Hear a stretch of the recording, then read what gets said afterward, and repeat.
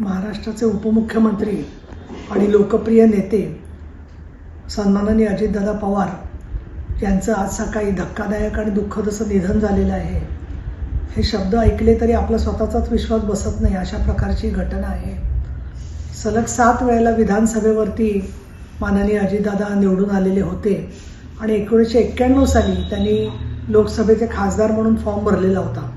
1991 साली त्यांनी ज्याला फॉर्म भरला त्यावेळेपासून ते आत्तापर्यंत इतकी वर्ष, म्हणजे जवळजवळ 30-35 वर्षाचा माझा त्यांचा परिचय होता।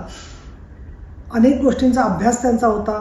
तसंच उपमुख्यमंत्री म्हणून होण्याच्या अगोदरसुद्धा त्यांच्या खात्यांवरती त्यांची चांगल्या प्रकारची पकड होती। विशेषतः वेळेवरती पोचणं हे त्यांचं वैशिष्ट्य होतं। कोविडच्या काळातसुद्धा सातत्याने त्यांनी बैठका घेतल्या आणि तिथे जनतेला दिलासा देण्यासाठी अनेक निर्णय त्या काळामध्ये आम्ही पुण्याच्या प्रशासनाबरोबर घेतले। त्याचबरोबर मला अगदी खास उल्लेख करायला पाहिजे की शाश्वत विकास उद्दिष्ट याच्यासाठी निधी फक्त पुणे जिल्ह्यात राखीव न ठेवता महाराष्ट्रभर राखीव ठेवावा, अशा प्रकारची त्यांना आम्ही सूचना केल्यावर तसा विचार करून त्याप्रमाणे त्यांनी तशी तरतूद केलेली होती। आमच्या डिस्ट्रिक्ट प्लॅनिंग कमिटीच्या मीटिंगमध्ये नेहमीच त्यांची भेट व्हायची। तशीच मी विधान परिषदेचे उपसभापती झाले 19 मध्ये, तेव्हापासून आत्तापर्यंत 7 वर्ष प्रत्येक बिझनेस ॲडव्हायझरी कमिटीला किंवा अन्य बैठकांना माननीय अजितदादा व्यासपीठावर असायचे, आम्ही बरोबर काम केलेलं आहे। त्याच्यामध्ये त्यांचं हजरजबाबीपणा, वक्तृत्व आणि त्याचबरोबर समयसूचकता ही नेहमी लक्षात राहायची। अनेक कठीण प्रसंगांच्या मध्ये सुद्धा सुखदुःखाच्या महाराष्ट्राच्या प्रसंगात कायम अजितदादांची साथ लाभलेली होती। त्यांच्या दुःखद निधनामुळे फक्त पुणे जिल्ह्याचं नव्हे तर महाराष्ट्रातलं सहकार क्षेत्र, शेती क्षेत्र आणि अनेक विकासाच्या विषयांच्यामध्ये फार मोठी आपली हानी झालेली आहे।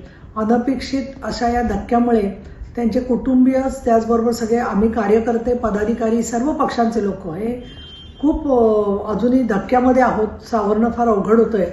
त्यांना मी शिवसेनेच्या वतीने आणि विधान परिषदेचे उपसभापती या नात्याने श्रद्धांजली व्यक्त करते। आणि ते एक उत्तम संसदपटू होते।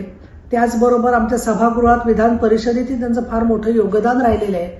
त्याबद्दल त्यांची आठवण आमच्या मनामध्ये कायम राहील आणि त्यांच्या कुटुंबियांना आणि सर्वांनाच हे दुःख सहन करण्याची शक्ती ईश्वर देवो, अशा प्रकारची अपेक्षा मी व्यक्त करते।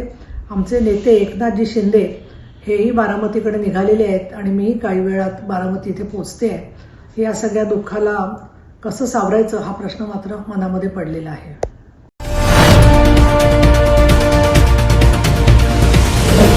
आरंभ पर्व न्यूज, आरंभ एका नव्या पर्वाचा।